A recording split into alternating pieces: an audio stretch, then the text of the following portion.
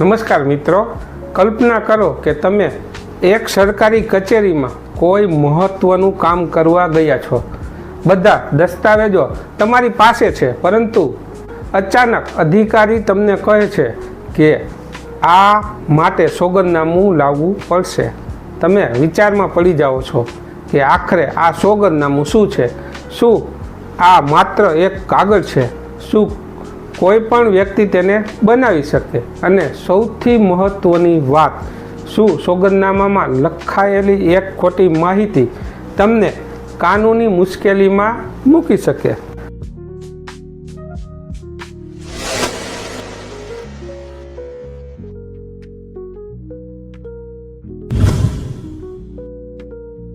જો તમે ક્યારે સોગંદનામું બનાવ્યું હોય, બનાવવાનું વિચારી રહ્યા હોય, અથવા તમારા જીવનમાં કોઈ સરકારી, કાનૂની કે દસ્તાવેજી કામ કરવાનું હોય, તો આ વિડીયો તમારા માટે ખૂબ જ મહત્ત્વનો છે. કારણ કે આજે આપણે જાણીશું કે સોગંદનામું એટલે શું, તે શા માટે બનાવવામાં આવે છે, તેમાં કઈ બાબતનું ધ્યાન રાખવું જોઈએ, અને લોકો કઈ સામાન્ય ભૂલ કરે છે, અને એવી કઈ વાત છે જેના વિશે મોટા ભાગના લોકોને ખબર જ નથી હોતી. તો વિડીયો અંત સુધી જરૂર જોતા રહેજો, કારણ કે અંતમાં હું એક એવી ભૂલ વિશે વાત કરીશ જે હજારો લોકો અજાણતા કરતા હોય છે. તો ચાલો શરૂ કરીએ. સોગંદનામું એટલે એક લેખિત નિવેદન જેમાં કોઈ વ્યક્તિ શપથપૂર્વક અથવા પ્રતિજ્ઞાપૂર્વક જાહેર કરે છે કે તેને જે માહિતી આપી છે તે તેની જાણ અને માન્યતા મુજબ સાચી છે. અંગ્રેજીમાં તેને એફિડેવિટ કહેવામાં આવે છે. હવે તમે વિચારતા હશો કે માત્ર લખી દેવામાં અને સોગંદનામું બનાવવામાં શું ફરક છે? તો મિત્રો, તેમાં ફરક ખૂબ મોટો છે.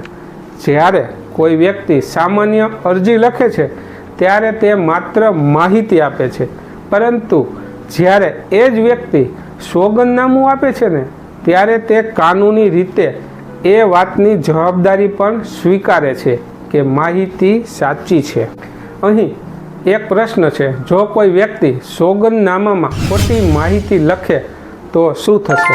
શું માત્ર દસ્તાવેજ રદ થશે, કે શું માત્ર ચેતવણી મળશે, અથવા પછી તેની સામે કાનૂની કાર્યવાહી થઈ શકે?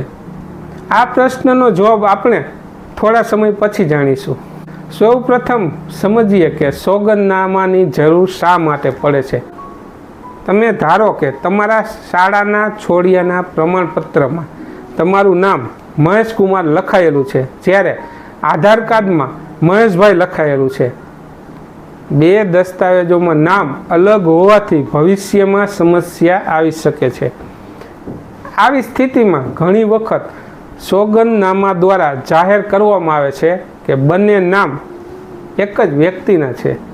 આવી રીતે સરનામું બદલવું હોય, કે જન્મ તારીખ વિશે સ્પષ્ટતા કરવી હોય, અથવા કોઈ દસ્તાવેજ ખોવાઈ ગયો હોય, વારસદારો વિશે જાહેર કરવું હોય, અથવા અન્ય ઘણી પરિસ્થિતિઓમાં સોગંદનામાનો ઉપયોગ થાય છે. પરંતુ દોસ્તો, અહીં એક રસપ્રદ વાત છે. ઘણા લોકો માને છે કે નોટરીનો સિક્કો લાગી ગયો એટલે દસ્તાવેજમાં લખેલી દરેક વાત સરકાર દ્વારા ચકાસાયેલી અને સાચી ગણાય. તો શું ખરેખર એવું છે? તેનો જવાબ છે નહીં. નોટરી સામાન્ય રીતે વ્યક્તિની ઓળખને અને સહીની પ્રક્રિયા પ્રમાણિત કરે છે. દસ્તાવેજની અંદર લખેલી હકીકતોની જવાબદારી મુખ્યત્વે સોગંદનામું આપનાર વ્યક્તિની જ રહે છે. મિત્રો, હવે એક વાસ્તવિક જીવનની નજીકનું ઉદાહરણ લઈને સમજીએ. ધારો કે રમેશભાઈની માર્કશીટ ખોવાઈ જાય છે. તેઓ નવી નકલ એટલે કે ડુપ્લિકેટ માર્કશીટ મેળવવા માટે અરજી કરે છે. તેમાં સંબંધિત પ્રક્રિયામાં તેમને સોગંદનામું આપવા માટે કહેવામાં આવે છે. તેઓ તેમાં લખે છે કે માર્કશીટ ખરેખર ખોવાઈ ગઈ છે અને તેમની જાણ મુજબ કોઈએ તેનો ઉપયોગ કર્યો નથી. તો મિત્રો, જો આ વાત સાચી હોય તો સોગંદનામું તેમની મદદ કરે છે, પરંતુ જો પછીથી સાબિત થાય કે માર્કશીટ ખોવાઈ જ નહોતી અને જાણીબૂજીને ખોટી માહિતી આપવામાં આવી હતી, તો કાનૂની સમસ્યા પણ ઊભી થઈ શકે છે. હવે તમે ફરીથી શરૂઆતનો પ્રશ્ન યાદ કરો. ખોટી માહિતી આપવાથી શું થાય? ભારતીય કાનૂની વ્યવસ્થામાં ખોટા નિવેદનો તે ગંભીર બાબત માનવામાં આવે છે. જો કોઈ વ્યક્તિ જાણતો હોવા છતાં ખોટી હકીકત જાહેર કરે ને, તો પરિસ્થિતિ મુજબ તેની સામે કાનૂની કાર્યવાહી થઈ શકે છે. એટલે સોગંદનામું ક્યારેય અંદાજે અથવા સાંભળેલી વાતના આધારે તો બનાવવું જ જોઈએ નહીં. મિત્રો, હવે એક બીજો પ્રશ્ન, શું સોગંદનામું તે દરેક સમસ્યાનો ઉકેલ છે? તો મિત્રો, તેનો જવાબ છે નહીં. ઘણા લોકો માને છે કે માત્ર સોગંદનામું બનાવી દેવાથી કાયદેસર અધિકાર મળી જાય છે, પરંતુ સોગંદનામું માત્ર એક હકીકત વિશેનું નિવેદન છે. તે પોતે દરેક અધિકારનો અંતિમ પુરાવો બની જતું નથી. તેથી ઘણી વખત અન્ય દસ્તાવેજો, રેકોર્ડ અથવા પુરાવો પણ જરૂરી હોઈ શકે છે. તેમજ મિત્રો, અહીં લોકોની એક મોટી ભૂલ સામે આવે છે. કેટલાક લોકો દસ્તાવેજ વાંચ્યા વગર સહી કરી દે છે. તો તેમને શું લાગે છે? જો સોગંદનામામાં કોઈ શબ્દ ખોટો લખાયેલો હોય કે જન્મ તારીખ ખોટી હોય અથવા સરનામામાં ભૂલ હોય તો શું થશે? તો ભવિષ્યમાં એ જ ભૂલને કારણે સરકારી કામ અટકી શકે છે. તેથી હંમેશા આખું સોગંદનામું ધ્યાનથી વાંચવું જોઈએ. નામ, તારીખ, સરનામું, ઓળખની વિગતો અને જાહેર કરેલી હકીકતો બરાબર છે કે નહીં તેની ખાતરી કરવી જોઈએ. હવે મિત્રો, એક રસપ્રદ વાત, શું મૌખિક રીતે કહેલી વાત અને સોગંદનામા ઉપર લખેલી વાતનું વજન સરખું હોય છે?